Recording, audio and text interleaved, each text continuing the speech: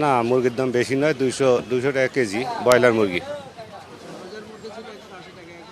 এখন 200 টাকা কেজি, এত বেশি নয় তো, এখনকার হিসেবে বেশি নয়। এই আমি বলার পরে বলবো। আচ্ছা, মুরগি 200 টাকা কেজি কিনছি, আর ঈদের সময় আছেন 180 টাকা।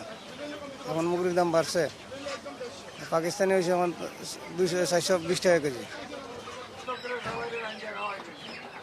আজকে আপনার 420 টাকা অরিজিনাল সোনালির কেজি, আর দেশি মুরগির কেজি হলো 750 টাকা। আপনার আপনার কালকের থেকে আজকের তুলনায় বাজার অনেক বাড়তি। আপনার প্রায় পাকিস্তানের মুরগিতে আপনার পার কেজিতে 15 থেকে 20 টাকা বাড়তি। আপনার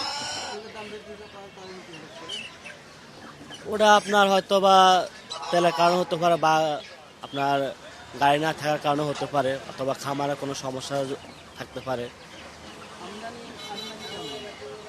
আমদানি কম। আপনার ঢাকা সিটিতে মাল কম ঢুকতেছে আপনার এই কারণে।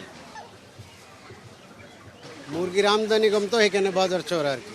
মুরগির মার্কেটে আসতেছে না, উৎপাদন কম হচ্ছে। বড় বড় খামারি করার কারণে মনে করেন যে ছোট ছোট খামারি শেষ, লস খাইতে খাইতে শেষ, ওনার মাল উঠাইতে পারে।